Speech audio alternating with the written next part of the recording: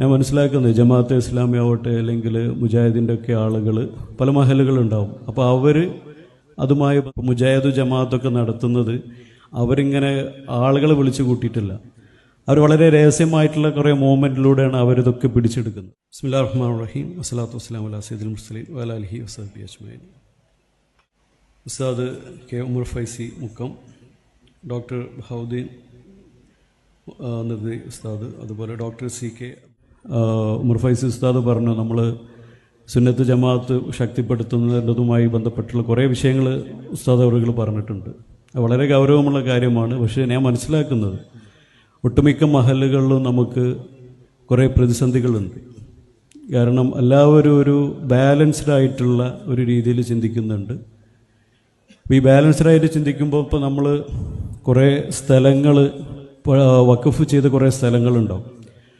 അതെല്ലാവരും വഖഫ് ചെയ്യുന്നതെന്ന് വെച്ചാൽ അവരെ മരണശേഷം അത് ഓത്ത് പള്ളി അല്ലെങ്കിൽ ഓത്തിനിരിക്കാൻ വേണ്ടിയിട്ടാണ്.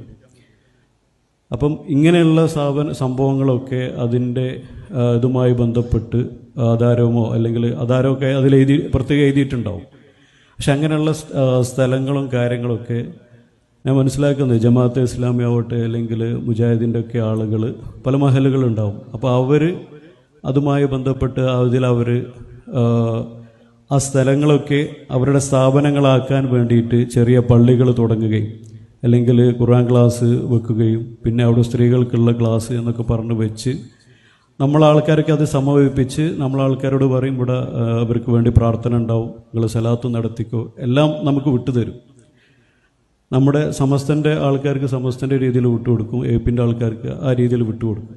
പിന്നെ പതുക്കെ സ്ഥാപനമൊക്കെ റെഡിയായതിന് ശേഷം പതുക്കെ അവർ സലാത്ത് നിർത്തും, മജ്ലിസ് നൂർ അതൊക്കെ കട്ട് ചെയ്ത് ഒരു ജമാഅത്ത് രീതിയിലേക്ക് കൊണ്ടുപോകും. അതിനിടയ്ക്ക് തന്നെ അവിടെ സ്ത്രീകളൊക്കെ വിളിച്ച് ക്ലാസ്സുകൾ നടത്തും.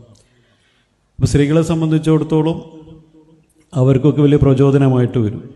അതിന് മറ്റൊരു വശം എന്താണെന്ന് വെച്ചാൽ നമ്മുടെ അധികം പള്ളികളിലും ഉണ്ടാവുന്നത് ഈ കമ്മിറ്റി ഇപ്പോൾ നമ്മൾ BJP അതുപോലെ തന്നെ കോൺഗ്രസും ഒക്കെ ആയിട്ടുള്ള ഫൈറ്റ് നമ്മൾ കണ്ട്, ഇത്ര സീറ്റ് അവർക്ക് ഇത്ര സീറ്റ് അവർക്ക്.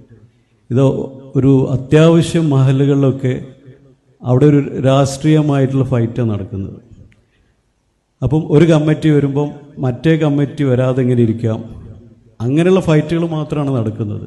അപ്പോൾ അടുത്ത ഇലക്ഷൻ ഉണ്ടാവും, അവരെങ്ങനെ ഇതിൽ നിന്ന് മാറ്റാം. ഇവരിങ്ങനെ തമ്മിലുള്ള ഫൈറ്റുകളും കാര്യങ്ങളുമാണ്. ചില സ്ഥലത്തൊക്കെ പോലീസ് കേസും ഒക്കെ ആയിട്ട് നടക്കുന്നു. കേസുകൾ രജിസ്റ്റർ ചെയ്യാത്ത മഹലുകളില്ല.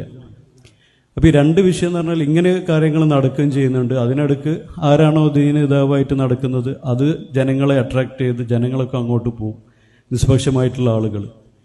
അപ്പോൾ അവർക്ക് തോന്നും അതാണ് ശരിയെന്ന്. അപ്പോൾ അങ്ങനെ അവരെ ചിന്തിപ്പിക്കാനും സാധിക്കുന്നുണ്ട്. അപ്പോൾ ഇങ്ങനെ ഒരു വലിയൊരു പ്രതിസന്ധികൾ നമ്മുടെ എല്ലാ മഹലിലും ഉണ്ട്. അപ്പോൾ നമ്മളൊക്കെ എന്ന് വെച്ചാൽ മഹലുകളിൽ പ്രശ്നം ഉണ്ടെങ്കിൽ അതൊക്കെ വളരെ നൈസായിട്ട് വളരെ പുറത്തേക്ക് കാണിക്കുന്ന രീതിയിൽ ചെയ്യാൻ പാടില്ല. പക്ഷെ ഇപ്പോൾ ആ പ്രസിഡന്റിനെ പുറത്താക്കിയ മൊത്തം നോട്ടീസാണ്. അപ്പോൾ നമുക്ക് അതിൻ്റെ ഒരു കറക്റ്റ് സിസ്റ്റം നമ്മൾ ഉണ്ടാക്കി കഴിഞ്ഞാൽ നമ്മുടെ മഹല്ലുകൾ നമ്മുടെ നമുക്ക് വഖഫ് ചെയ്ത ഭൂമി കാര്യങ്ങളൊക്കെ നമ്മുടെ സ്ഥാപനത്തിൻ്റെ സുന്നത്ത് ജമാഅത്തിൻ്റെ രീതിയിൽ അവിടെ സ്ഥിരമായിട്ട് ഖുർആൻ പാരായണവും കാര്യങ്ങളൊക്കെ നടത്തി കൊണ്ടുപോകാനും സാധിക്കും. അപ്പോൾ അതിനൊരു സ്ഥിരമായിട്ടൊരു സിസ്റ്റം നമ്മുടെ സമസ്തയുടെ ഭാഗത്തു നിന്ന് അടിയന്തരമായിട്ട് ഉണ്ടാക്കേണ്ട ഒരു സാഹചര്യം വന്നിട്ടുണ്ട്. നമ്മുടെ മഹലിലടക്കം ഇങ്ങനൊരു വിഷയമൊക്കെ അവിടെ ഉണ്ട്.